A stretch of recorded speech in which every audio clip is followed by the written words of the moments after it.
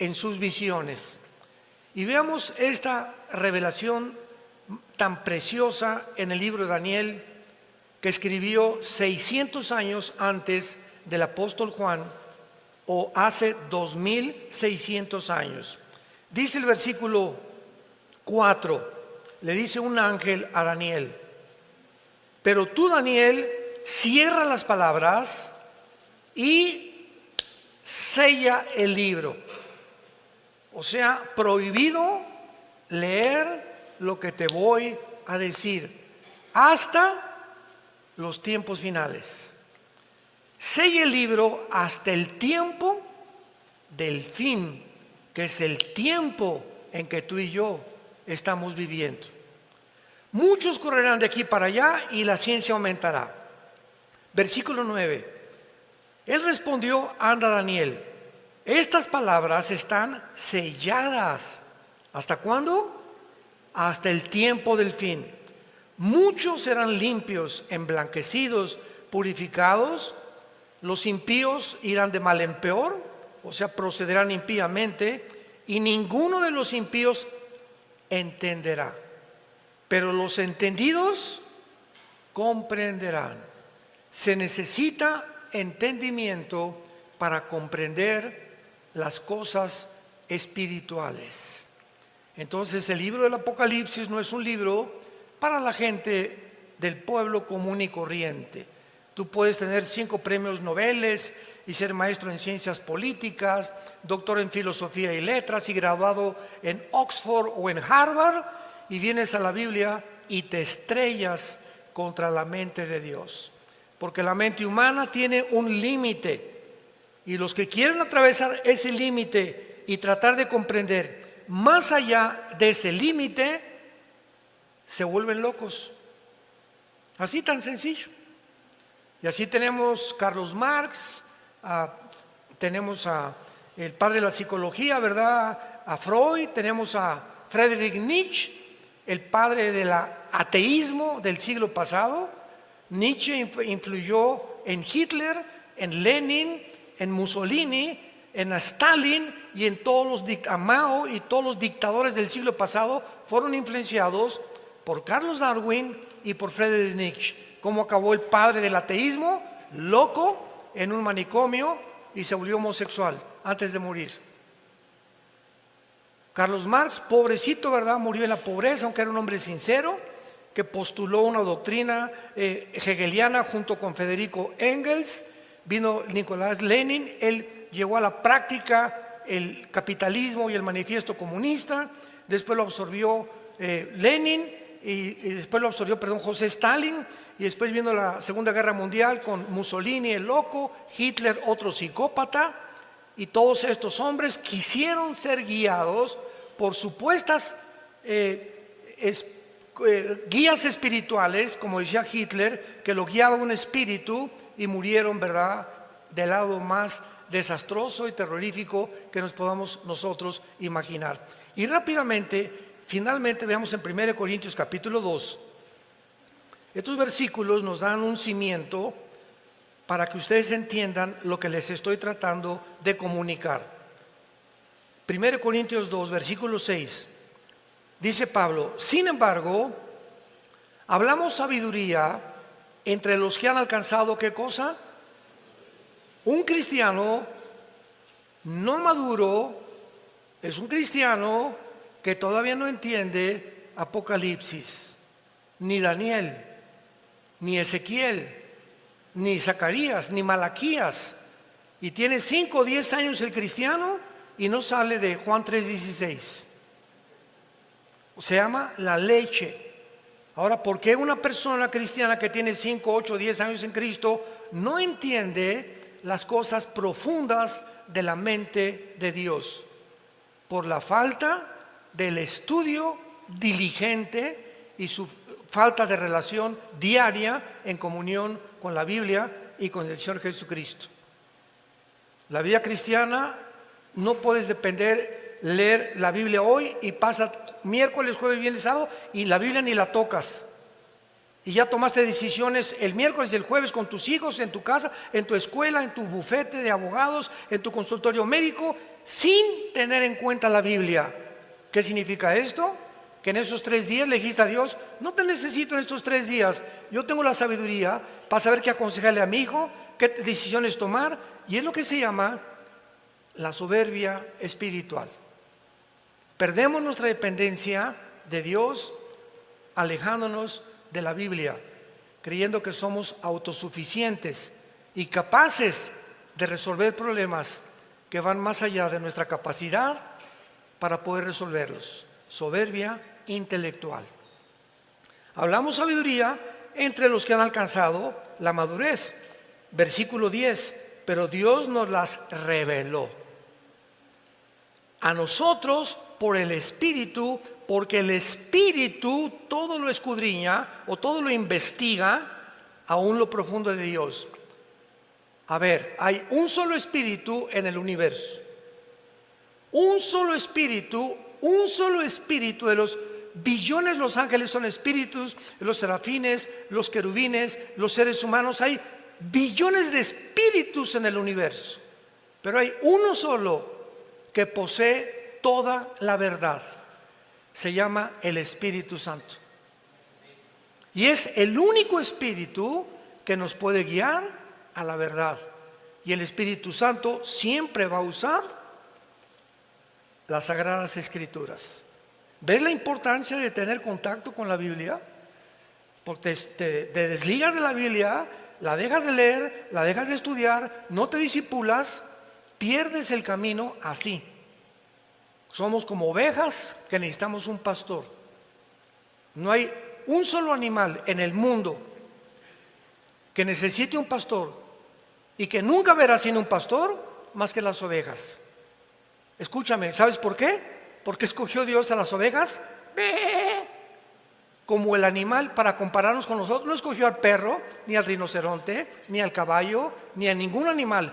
Dios escogió a las ovejas porque son los animales más brutos. Ya te sentiste ofendido, ¿verdad? Son los animales más ciegos, son los animales más torpes, son los animales más indefensos de todos los animales que Dios creó. Una oveja no tiene la capacidad de defenderse. Los conejos corren, todos tienen de alguna manera de huir del peligro, pero las ovejas son indefensas. Deliberadamente la Dios creó para que necesitaran un pastor. Así que nosotros somos igual de semiciegos. Las ovejas no ven de aquí a 5 o 6 metros, pero cuando oyen el cayado del pastor que golpea, sí oyen. No ven, pero oyen. Nosotros no vemos a Jesús, pero lo oímos a través de su palabra. No necesitamos ver a Jesús. Cuando prestas oído a su palabra, como las ovejas oyen el ruido, las ovejas siguen el golpeteo del bastón del pastor con las piedras. A una oveja la metes a un barril en reversa y ahí está. Y en lugar de que se eche en reversa o que salga, ahí se queda la bruta. Son tan indefensas que ni siquiera pueden recurrir a salir o meterse, igual que los seres humanos. Tengo un problema, voy al psicólogo, la doctora Corazón, Walter Mercado, los astrólogos, espiritismo, un chamán, un brujo. Somos tan tontos de creer que hay alguien en el mundo que nos puede ayudar, menos Dios. Así de tercos somos los seres humanos. Ahora entiendes por qué solo el Espíritu que conoce las cosas profundas de Dios es el que te puede guiar a la verdad. Y finalmente dice el versículo 14, 1 Corintios 2, el hombre natural, o sea, el que no tiene al Espíritu Santo, no percibe las cosas que son del Espíritu de Dios, porque para él son locura. ¿Por qué? Porque no las puede entender, porque se han de discernir espiritualmente. Viene un niño, Alberto Einstein, en este caso soy yo. Mr. Einstein, ¿qué significa la fórmula E igual a mc al cuadrado? Chamaco menso, 6 años de edad. ¿Tú quieres, Pepito, que yo te explique que la energía es igual a la masa por la velocidad de la luz al cuadrado? ¿Qué dijo? Eso es lo que es la fórmula de la relatividad, la que completamente transformó en 1943 la física y se incluyó la ley de la relatividad como la cuarta dimensión. Pero Pepito, mira, por más que te explique lo de la velocidad, lo de la energía sobre la masa, por la velocidad, la cuadrada, etcétera, no lo vas a entender. ¿Por qué? Porque tu cerebrito no está desarrollado. Entonces tienes que aprender la A, la B, la C, la D, y conforme vayas creciendo, aritmética, matemáticas, raíz cuadrada, cálculo diferencial, cálculo cuántico, etcétera, etcétera. Cuando crezcas, entenderás las cosas que no entendías cuando eras niño. Así es la vida espiritual. Hay muchos en la iglesia que son niños. Y vienen a la Biblia y por más que la leen, no entienden muchas cosas que ya deberías entender. Porque no las entiendes, porque no te gusta estudiar la Biblia diligentemente. Bueno, pues vamos al Apocalipsis y veamos claramente, después de haber examinado la clave, que el Apocalipsis es un libro de las cosas que sucedieron en el tiempo de Juan, en el tiempo de la iglesia que es la que vivimos, y todas las cosas futuras que van a suceder en el tiempo en que tú y yo estamos viviendo. En el capítulo 6 del Apocalipsis se inicia, después de la iglesia que ha sido arrebatada al cielo, el derramamiento de los sellos de Dios. Vean esto, antiguamente, voy a tomar una hoja más simple, una hoja. Antiguamente no había o no se escribía como se escribe actualmente. En el capítulo 5 del Apocalipsis se describe a Dios con un rollo. Y de repente un ángel proclama en el universo: ¿quién es digno? Y un rollo sellado con un sello, 2, 3, 4, 5, 6, 7 sellos. Antiguamente, si yo le quería mandar un mensaje a mi patrón o a mi compadre o a alguna persona, le ponía una cera y en el anillo personal de mi familia lo ponía así, que sellaba, y cuando recibía la persona, mi destinatario, el rollo, sabía que venía de mí y que no era una falsificación. Entonces se sellaban las cartas con sellos de cera. Entonces se describe a Dios con un libro o con un papiro sellado 7 veces. Pero se proclama en el universo: ¿quién es digno en todo el universo? ¿Será la Madre Teresa? ¿Abraham? ¿Isaac? ¿Jacob? ¿San José? ¿Cirindano? ¿San Cleotilde? ¿San Agustín? ¿Habrá alguien en los querubines, los serafines, que puedan desatar los sellos? Y se contestó: no hay nadie en el universo digno de abrir los sellos que contienen los 21 juicios de Dios sobre el mundo en el tiempo futuro que estamos viviendo. Y finalmente el apóstol Juan, que estaba viendo toda esta escena en el cielo, dice: pero vi uno como el Cordero de Dios, que se acercaba al trono de Dios, y el Padre le entregaba a Jesucristo, ya resucitado, por haber vencido la muerte, vencido a Satanás y vencido el pecado. Él es el único digno de que pueda desatar los sellos. Y dentro de los 7 sellos se encuentran 7 trompetas y 7 copas. Así que los 7 sellos contienen todos los juicios de Dios, y se abre el primer sello, capítulo 6, versículo 1, un caballo blanco, que simboliza la entrada del anticristo pacíficamente al mundo, convergiendo con Daniel 9:27, confirmando un pacto con los judíos para poder durante 7 años garantizarles a los judíos la protección de sus enemigos. Así comienza la tribulación. La tribulación no comienza con el rapto de la iglesia. El rapto de la iglesia puede ser hoy, en la noche, mañana, dentro de un mes, y puede pasar entre el rapto de la iglesia y la confirmación del anticristo? 1 año, o 6 meses, o 3 años. O sea, el rapto no es así y después inmediatamente al otro día comienza la tribulación.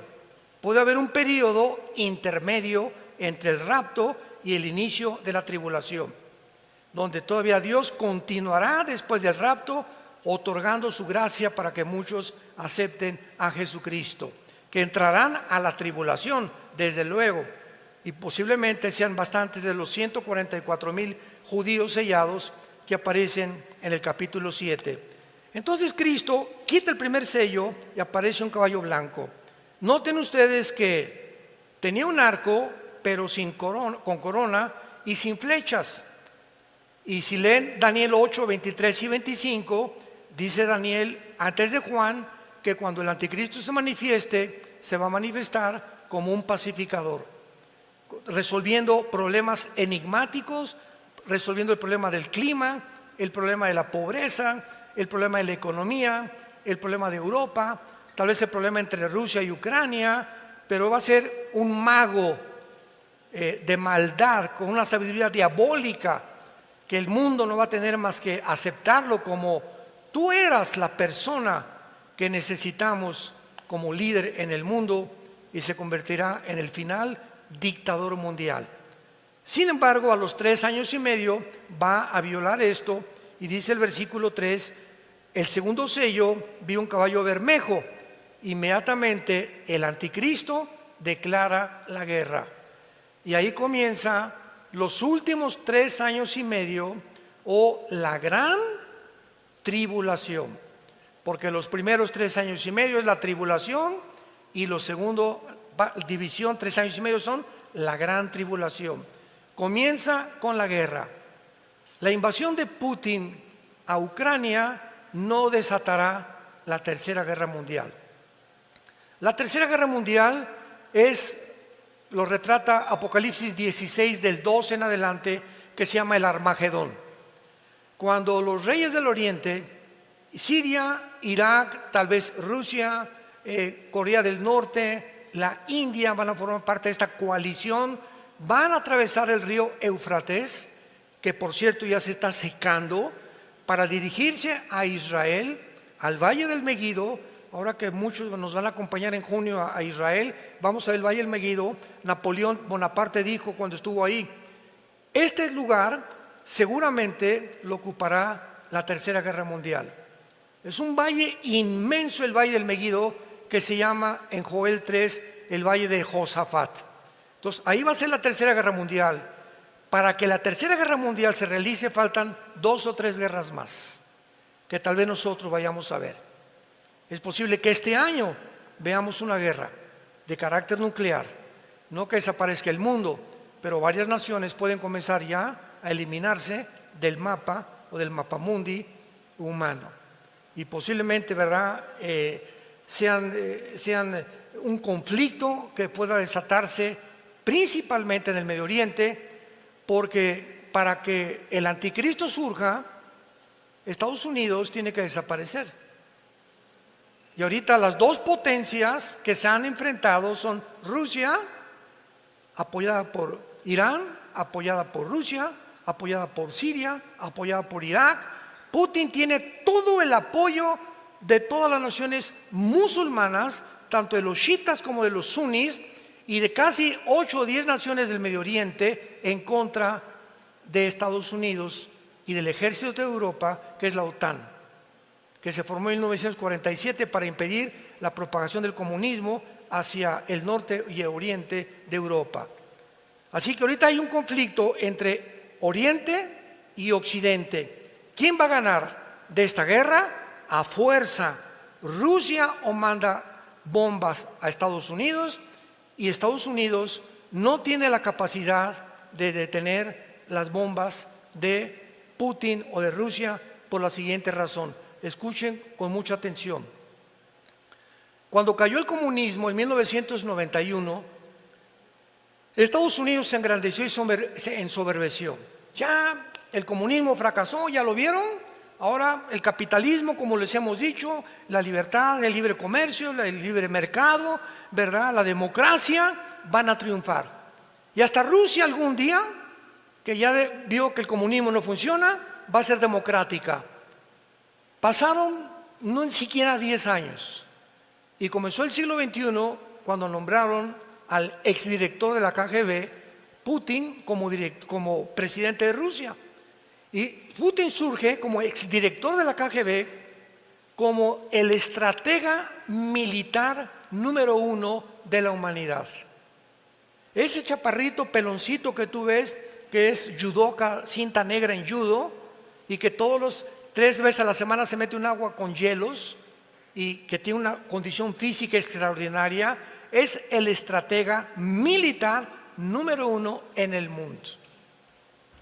Y entonces invade Ucrania porque ve que están rodeando la OTAN a Ucrania con tanques de guerra, y el día que llegaran los de la OTAN a poner misiles en Ucrania apuntando a Moscú, se acababa Rusia.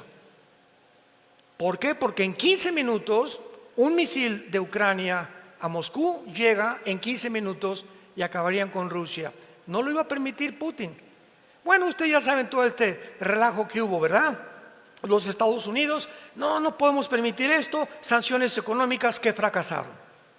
Europa se hundió más, el dólar se hundió más todavía, porque el rublo y el yuan de China se fortalecieron al rublo ruso, Irán fortaleció con el petróleo a Rusia, y Rusia no le han hecho absolutamente nada las sanciones económicas. Además, Rusia actualmente es la potencia mundial con el mayor armamento nuclear, que no tiene ni Estados Unidos, ni China, ni Corea del Norte, ni ninguna nación del mundo.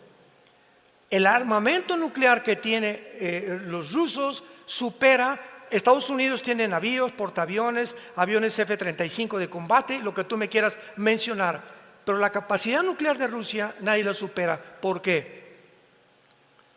El presidente Biden tiene un portafolio que contiene los códigos para poder desatar una guerra mundial. Y vamos a suponer que le hablan al presidente Biden. Vemos en los satélites que hay una bomba que salió, parece que o de Corea del Norte o de Rusia, no estamos muy seguros, pero ella va volando a una velocidad supersónica, como el Poseidón, que es la nueva arma de Rusia. Este misil que Rusia enviará a Estados Unidos tardaría 23 o 24 minutos en llegar a Washington o a Nueva York. 23 o 24 minutos. En el portafolio que tiene el presidente de Estados Unidos, tiene que abrirlo y tiene que apretar un botón dando la orden al ejército, a la Fuerza Aérea y a la Marina de que abran las compuertas para las armas nucleares y contesten el fuego nuclear contra Rusia. Sin embargo, al presidente Biden le tardaría 5 minutos en dar esa orden.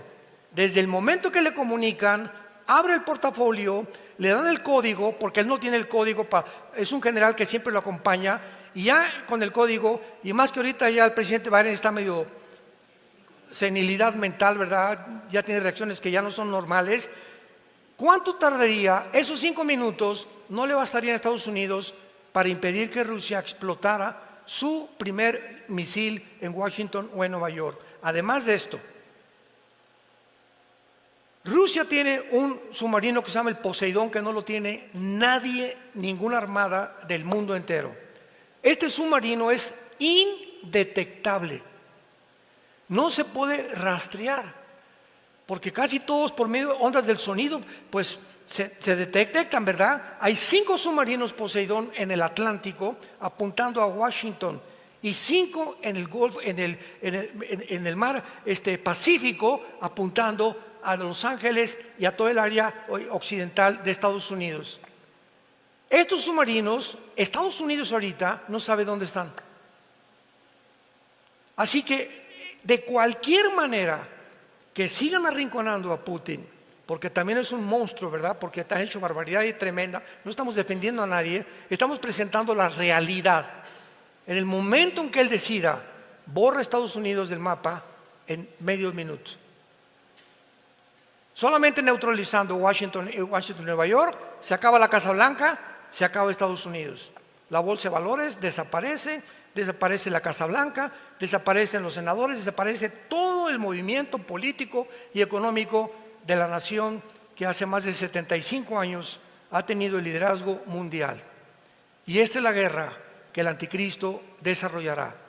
Estados Unidos no puede permanecer si el anticristo va a surgir como el próximo líder mundial. Él no puede tener competencia. Rusia aparece en Ezequiel 38, la China aparece en Apocalipsis 9 y en Apocalipsis 16. Así que sabemos, de todas esas naciones ahorita, los que van a sobrevivir va a ser Irán, va a ser Turquía, va a ser la Rusia, va a ser la China y las naciones del Medio Oriente. Europa y Querétaro se borrarán del mapa. ¿Por qué lo digo esto? Vayamos en Apocalipsis 6, versículo, a ver el cuarto sello. Apocalipsis 6, versículo 8. Veamos lo que hace 2600 años profetizó la Biblia. Y todo tiene una conceptualidad, un sentido común, una lógica tan grande. Cuando unimos las piezas de todo lo que está pasando, no hay ninguna pieza suelta, no hay coincidencias en la vida. Todo forma parte de un plan perfectamente bien planificado, desarrollado, estratégicamente elaborado, que la Biblia se adelantó para revelárselo al pueblo de Dios. Para que nosotros no estamos en tinieblas. No tenemos por qué vivir en inseguridad. ¿Y si el dólar se cae? ¿Y si el peso? ¿Y si esto? ¿Y si el otro? ¿Y qué? No te dejaré ni te desampararé, dice el Señor. ¿No se acuerdan del desierto? 2 millones de personas los mandé a un desierto, sin Oxxo, sin Walmart, sin Plaza Atenea, sin zapaterías, sin agua, sin ropa, sin sastres, sin costureras. Casi 40 años, Deuteronomio capítulo 8, y los afligí para probarlos y demostrarles que en medio de un mundo completamente como es el desierto, la vida de un desierto, donde puras lagartijas tienes todos los días para ver nada más, ni televisión ni nada, su vestido no envejeció, sus pies no se hincharon, porque yo soy Dios que los sostengo con la diestra de mi poder. ¿Por qué tenemos miedo, pueblo de Dios? Pase lo que pase. Si Él sostuvo tanta gente sin nada, ahora pase lo que pase en el mundo, Dios tiene más poder todavía, porque su Hijo resucitó entre los muertos y vive dentro de ti. Y nos dejó su libro para que pudiéramos aprender de este libro las maravillas que nos esperan en este mundo después que todo desaparezca. Dice Apocalipsis 6, versículo 8, miré un caballo amarillo, léanlo con mucha atención, y el que lo montaba tenía por nombre Muerte, y el Hades, o sea, el infierno, le seguía. Y le fue dada potestad sobre, ¿cuántos? La cuarta parte de la tierra para matar con espada, o sea, con guerra, con hambre, que es el resultado de las guerras, con mortandad, que son pestes, y con las fieras de la tierra, que se vienen de la selva a las ciudades por falta de comida, acabar con los moribundos y con los muertos. ¿Cuántos habitantes hay en el mundo ahorita? 8,000 millones. Le quitamos la cuarta parte, ¿cuántos son? 2,000 millones. Estamos comenzando apenas. Las primeras guerras morirán 2,000 millones de personas. ¿Tienes idea de cuál es esto? Para que tengas una ligera idea, desde Alaska hasta la Patagonia en Argentina, todo el continente americano, Canadá, Estados Unidos, México, Panamá, Guatemala, hasta la Patagonia, habemos 1,100 millones de seres humanos. Aquí está diciendo que al principio morirán 2 continentes enteros iguales al continente americano de personas. Y como en la Biblia no aparece Estados Unidos, ni Querétaro, ni México, ni ninguna nación, solamente encuentras en la Biblia, al final de los tiempos, naciones del norte de África y del Medio Oriente, y algunas de Asia Central, nada más. Lo que nos da a entender que después de que caiga Estados Unidos, desaparecerá todo el continente americano, tú y yo. Pero ya no vamos a estar aquí nosotros. Así que adiós, ya nos vemos al ratito, Adiós mundo cruel, ya nunca te veré, como dice la canción.